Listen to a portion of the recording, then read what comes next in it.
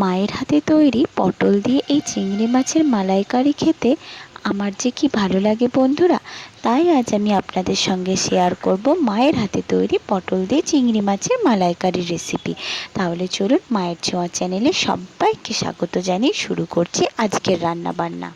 প্রথমে আমি চিংড়ি মাছের মধ্যে পরিমাণ মতো নুন, 1 চামচ হলুদ গুঁড়ো, 1 চামচ শুকনো লঙ্কা গুঁড়ো, 1 চামচ সাদা তেল এবং 1 চামচ আদা জিরে বাটা দিয়ে ভালো করে মাখিয়ে নিয়ে 30 মিনিটের জন্য রেস্টে রেখে দিলাম।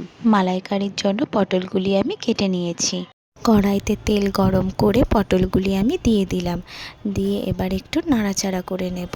খুব বেশি ডিপ ফ্রাই করলে চলবে না, অল্প আঁচে নাড়াচাড়া করে নিতে হবে।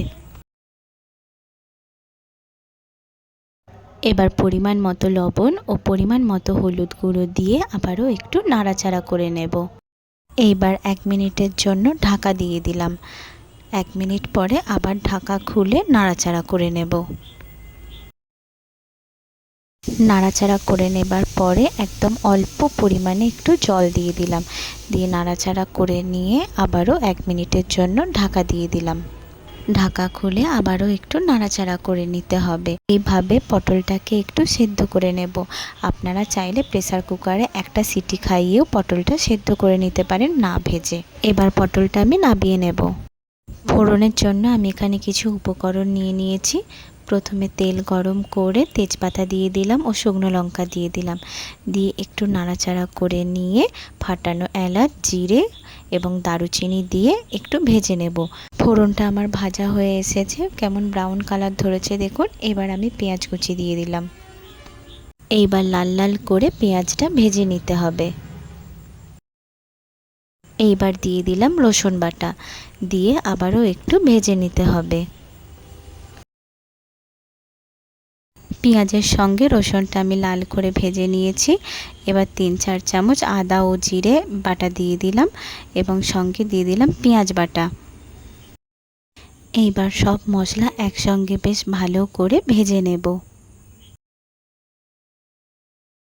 মশলাটা বেশ ভালো করে ভেজে নেওয়ার পরে দিয়ে দিচ্ছি টমেটো কুচি ও একটু লবণ দিয়ে দিলাম। এতে করে টমেটোটা খুব তাড়াতাড়ি নরম হয়ে যাবে। দিয়ে একটু নাড়াচাড়া করে নিতে হবে। এইবার দিয়ে দিচ্ছি পরিমাণ মতো লঙ্কা গুঁড়ো ও পরিমাণ মতো হলুদ গুঁড়ো দিয়ে বেশ ভালো করে কষিয়ে নিতে হবে।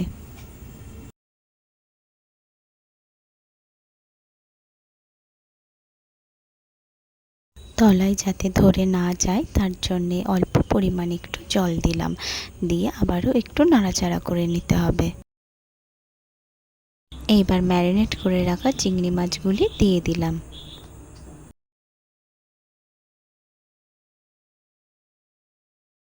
পরিমাণ মতো লবণ ও মশলার জার ধোয়া অল্প পরিমাণ একটু জল দিয়ে দিলাম। দিয়ে বেশ ভালো করে কষিয়ে নিতে হবে। দেখুন চিংড়ি মাছ কষা থেকে তেল ছাড়তে আরম্ভ করেছে। এবার পটলগুলি দিয়ে দিলাম। এইবার চিংড়ি মাছের সঙ্গে পটলগুলি বেশ ভালো করে মিশিয়ে নিতে হবে।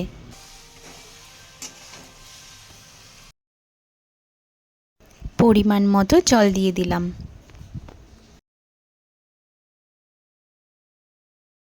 অবশ্যই আপনারা আপনাদের স্বাদ মতো লবণটা বুঝে দেবেন।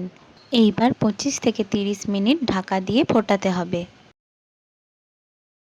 এইবার আমি নারকেল কোড়া থেকে নারকেলের দুধ বের করে নিচ্ছি। এইবার আমি উষ্ণ গরম জলে 50 গ্রাম আমুল দুধ গুলে নিচ্ছি। আমুল দুধ দিলে চিংড়ি মাছের মালাইকারির টেস্ট আরও বেড়ে যায়। তবে আপনারা যদি শুধু নারকেল কোড়ার দুধ দিয়ে করতে চান তাহলে আমুল দুধ বাদ দিয়ে দিতে পারেন। দেখুন বন্ধুরা কি সুন্দর কালার হয়েছে। এইবার আমি নারকেল কোড়ার দুধ এবং আমুল দুধ দুটোই একসঙ্গে দিয়ে দিলাম।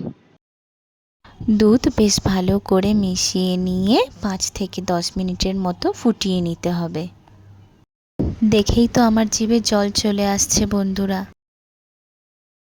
পটল দিয়ে চিংড়ি মাছের মালাইকারি আমাদের রেডি হয়ে গেছে। এবার শুধু খাবার পালা। আপনারাও একবার বাড়িতে এইভাবে পটল দিয়ে চিংড়ি মাছের মালাইকারি ট্রাই করে দেখুন, অবশ্যই আপনাদেরও ভালো লাগবে। ভিডিওটি যদি ইউটিউব থেকে দেখেন তাহলে লাইক, কমেন্ট এবং সাবস্ক্রাইব করে আমাদের পাশে থাকবেন। আর যদি ফেসবুক থেকে দেখেন তাহলে অবশ্যই আমাদের ফলো করবেন। টাটা।